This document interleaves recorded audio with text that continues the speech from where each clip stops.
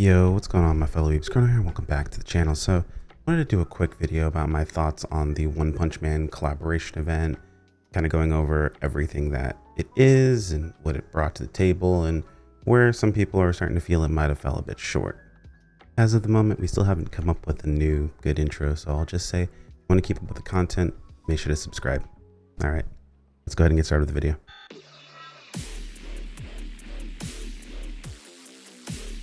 Alright, so Saitama has made his way into the world of Crystal of Atlan, and it's pretty cool, to be perfectly honest. I do enjoy the event for what it is. The issue is that what it is isn't really what a lot of people expected it to be. It isn't really like a combat focused or a content focused event. It's more like just getting some extra rewards while they, I guess, almost force the new mount system into the game as early as possible. It's a bit of, I want to say, like, in a way, an excuse to make sure that comes out as soon as possible for players. So you can see you do get some cool little things like transforming into Saitama, which is pretty dope. By the way, for anyone who does do this and you're trying to queue for any content, you need to untransform sometimes. So just make sure you click on your character and then just hit remove to do that. I know some people are having some problems with that, but yeah, so that gets done. He does have his own little, idle animations that are pretty funny. He doesn't mount up at all, but he does have a quicker dash recovery, so you can dash around really quickly, which is funny. His run animation's hilarious. His dashes, as usual, like, both things at the side are my arm or at my side as I dash, and if you jump dash, you can see he has his little weird jump dash, which is really funny. You can see as the animation or the dashes come back very quickly. So as far as it's concerned, it's pretty dope. Now, what does this collab actually bring? Like, what are we getting? What's in store for us here? So for the actual One Punch Man collab, not only are we getting this here, but if we go over to the event tab, we have the One Punch Man events going on for the next 28 days. So you have the Path to Hero. Path to Hero is just going to unlock some rewards. Essentially, as you unlock memories or complete content throughout the day, you unlock some memories, and these memories will unlock different rewards for you. So you see we unlock this one here, and then as we go through, you get rewards at the bottom here. So some Prismatium. Looks like you're getting avatars, you're getting emotes, things of that sort. Mostly just, little free things, nothing too crazy. Stuff that's useful, stuff that you appreciate having, but nothing that you get really too excited about. You also have the Heroes License, which is almost, in a sense, another battle pass, where the free tier is going to get you, some decent rewards, some nice stuff here. More or less, again, just resources you don't really feel bad about having, but aren't really excited to get. And then the bottom tier, of course, this is kind of like every battle pass. There's an unlock tier that you have that's going to give you even more resources. One of them being the transformation into Saitama permanently that you're able to go ahead and keep. The current transformation we got for free is only good for 7 days. So during the, for a week during the event, you can turn into Saitama, but after that week has passed, it's going to go away. If you purchase this one, you actually get it permanently. So you've got there. And then, of course, more resources. You've got more bound gold. So not even unbound gold, just straight up bound gold, which is nice. It's not a conversation of pay to win in a sense, but I mean, it is a battle pass, so keep that in mind. Those are inherently pay to win as they are, but they are good resources to have, things that you're going to go ahead and want if you're trying to push your character forward. So all solid things here. Outside of that, we also have the pets and the mount summon that came out. So the mount summon is a Genos mount along with a Blizzard of Hell mount. Now, I'm a bit mixed on this personally, just because of the way this mount summon actually works. So this works very similar to the pet summons, and you guys know my conversation with the pet summons. With the mount summons, you essentially pick one of 3 items. You either pick the Genos mount, you pick the Blizzard of Hell mount, or you pick the mount to trade black cards. Now, there is a mount shop where you can use these 2 cards to unlock different mounts and different skins.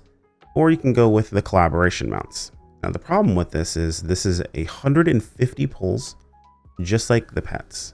And just like the pets, you're guaranteed a rare drop at 60 pulls. Not the one that you chose, one of them. And there's 1, 2, 3, 4, 5, 6. So you have a 1 in 6 chance every 60 pulls of getting what you want. Or you can guarantee it in 150 pulls. I personally hate this system. I'm not a big fan of this at all. This is just sucks. Getting it early, it's already bad enough when you deal with the 50-50. This is just terrible.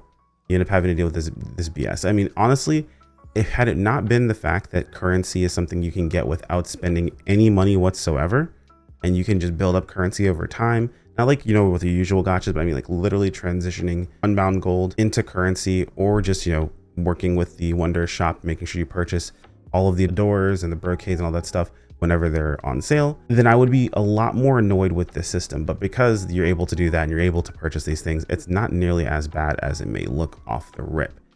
It does still suck. You can still go 70 pulls in and not get what you want. Now, I hyper lucked out. I chose to go for the trade black cards just because I really didn't like the look of either one of these mounts. I really didn't care that much about them. I know they're collab mounts, so I could be around for a long time, whatever, but like, I'm not really concerned, to be really honest. Like, I'm not going to pick up a collab mount because I know it's going to go away if I don't like the way that it looks. Honestly, if these were swapped, I might have considered it, but like, you kind of awkwardly stand on top of what looks like a surfboard with a jet on it, and then it's just Genos on a motorcycle. So like, it is what it is. At the end of the world, it's just my personal opinion on the matter. So I went for the black cards, and I lucked out. I got what I wanted in my 60 pulls. But I know a lot of people who did do multiple pulls, and they did not get what they wanted. As you can see, there's a 0% chance of receiving either of these two items if you don't select them. You have a chance of getting the one you selected or one of these. So like, it's not a 50-50. It's like a 25, 25, 25, 25, which sucks. It actually kind of sucks even worse because you can't get either one of these. So if you were in a situation where, let's say, for example, you lose out on getting Blizzard of Hell, but maybe you get the Genos mount, right? Like, what if you could get the Genos mount? That's not the end of the world. Or maybe you could get the mount trade black card. Not the end of the world, but you can't get either one of these if they're not selected. Meaning either you're getting what you want or you're getting just one of these, which I'm gonna be honest with you, sucks. It really does. Like, by far sucks. So I'm not the biggest fan of this, but again, the currency is something that you can gather in game, something that you can infinitely gather in game, honestly, to an extent, as long as you're farming gold and you're putting your focus into that currency. And if you're smart about it, you're gonna have quite a bit of it available to you. The other thing that they added in was the pets. So if we take a look and head over to the packs, you have the Tornado Pets. It's up to level 3, gives us access to the pet. Now this pet has been nerfed from CN, which makes perfect sense. As people were like upset, they're like, oh, they over nerfed it, or she's too weak comparatively to what CN got, so on and so forth. The thing to keep in mind is CN has newer pets than we currently have that are substantially stronger. If CN got the pet that we got, so we're thinking, oh, they nerfed her from CN. They could have buffed CN's version and our version's the regular one. Either way, it means the same thing. But if you look at it from that perspective, either CN gets our pet and she's completely worthless, or we get CN's pet and the next 4 or 5 pets that we get are completely undertuned and underpowered, meaning that she would basically almost be an absolute must purchase because you can only buy her. She's only for tickets, meaning that you would have to shell out about 50 bucks. Granted, it is for the full level 3 version of the pet, which is great. If you're going to buy a pet, at least you get the full version of it, right? You're not worried about getting multiple copies of it. So it's actually, all things considered, pretty budget when you're looking at it. But in a game where you don't have to spend any money whatsoever to get the premium resources to be able to purchase a lot of these things, it doesn't feel as affordable. Because, I mean, I personally have my entire set of like the full gacha outfit with insignias and everything, and maxed out insignia and everything, all this, and I didn't spend a dime on getting it. I used completely unbound currency for this while upgrading my character with bound currency. So it's kind of one of those situations where, because of the game's systems, it seems a lot more unfair than it actually is. But like, realistically speaking, as far as the power goes, it kind of works out. How strong is this pet overall? If you are someone who owns the Battle Pass pet, I do believe she's a bit stronger than that. Realistically speaking, she's more expensive than the Battle Pass pet, so it makes sense. Battle Pass pet just takes a little bit longer to get over time, but she's a bit more powerful than the Battle Pass pet. The premium pet, so the pet you would get from the gacha, I believe she is not more powerful than this pet. So this pet is still technically more powerful than she is. If you happen to have this pet along with her, the two of them would work together and actually be a pretty good combination. What about the whale pet? Good news, if you're a whale, the whale pet's still way better. So if you're in a situation where you want to make sure that you're getting the most you can out of it, the whale pet, or the cat, I guess, basically is what you can call him. If I go over here and go to the cumulative top up, and then, where are you? There you are. The cat here, the cat is definitely stronger, so, which makes sense. You spend a lot of money for this cat. So from a investment perspective, she is exactly where she should be as far as power is concerned. I wouldn't recommend picking up Terrible Tornado unless you don't have the Battle Pass pet or you don't plan to get this pet here. If you don't plan to get this pet and you have the battle pass pet, then she's a good pet to pick up. If you happen to get this pet and you don't have the battle pass pet, she's also a good pet to pick up. If you happen to have both the battle pass pet and this pet, she technically kind of power creeps the battle pass pets. So while she is better, it doesn't feel as good to make that upgrade. You're going to kind of be missing out a little bit. Good news is that she buffs your team. So her skills do provide a cooldown and damage boost for your entire team, which is really nice. So you definitely do want someone on your team to have one of these pets. And again, granted, even though she feels a bit expensive, it is pretty affordable. Plus, I mean, it's terrible tornado, dude. Like, I kind of want the pet just for the sake of having the pet, to be honest.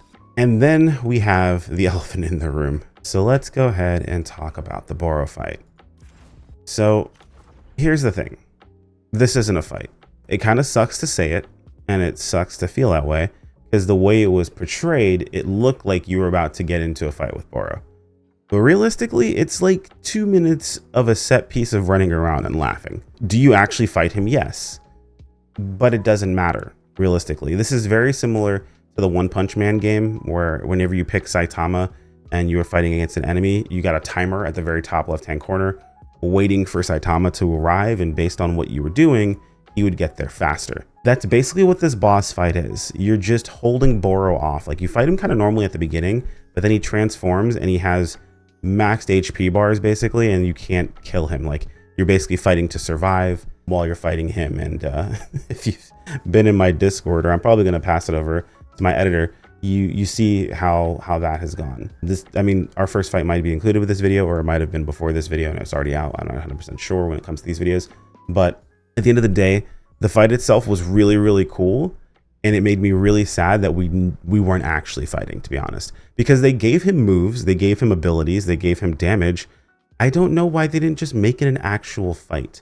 Realistically speaking, what would have been really cool is just scale his HP to something we can deal damage to. Let us fight him for a reasonable amount of time. And at the very end of it, when we actually beat him, like his HP hits 0, I don't know, have him like transform into his white version then, and then Saitama shows up at that time. Like, that would have been a much better interaction than what we currently have. Granted, would it have been different than what we currently are doing? Not exactly. However, you can approach this fight by doing nothing, and that is an issue. So now, granted, they never really advertised this as being an actual fight. They advertised it as being as part of the event itself. We saw Boro. They mentioned that you will fight Boro, but they didn't mention how you'll fight Boro. So like, we just assumed it was like a raid fight and things like that. And when we saw this pop up, we're like, yo, that's sick. We went in with like, yo, that's sick, until you realize you can't do any damage to him. And you see the timer. And then when the timer expires, Saitama shows up and then hits him, and then he's dead, which sucks, because that didn't even happen in the show. Like, Saitama had to hit him quite a few times for Boro to go down. So it would have been cool if you would, like, I don't know, knocked off maybe a shield or something, or gave us the ability to actually deal damage to him and things like that. Like, you could do damage, but it was crazy. Like, his moves were all over the place. They definitely wanted to make him almost like really difficult to fight. And he was like really hard to keep up with. He was moving all over the place. Dude was on demon timing, and it was sick. But at the end of the day, it was basically a nothing burger, which sucks. It does, big time. Are the rewards great? Yep, absolutely. But you have to keep in mind that after the first time you do this fight, like, every other time, if you're someone who enjoys this type of content, it's just gonna feel bad, because you can see where this would have gone. You can see what this could have been, and you know what it's not.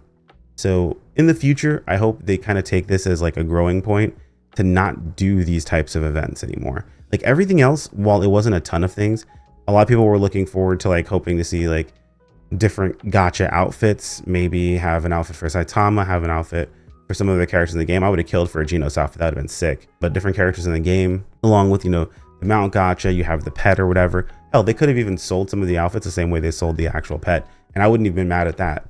But that's not the route that they decided to go in this case, and it makes this event feel a little underwhelming. While it isn't bad per se, like, all the rewards are great, the set piece is awesome, the fight's really cool. I wish I actually fought him. Like, I wish it was actually a fight itself. It leaves you wanting. And that's not really a great vibe, especially for the global side when this is our very first event.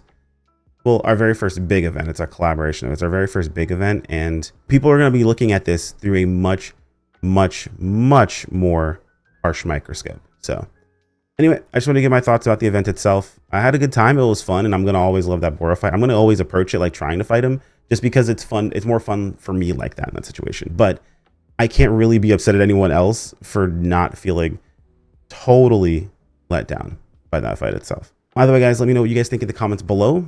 Again, just be respectful of one another. Like if you enjoyed the video, subscribe if you want to keep up with more. As always, thank you to the channel members. You guys are fantastic, and I appreciate every single one of you. And I will see you all in the next video. Take care, my friends. Peace out.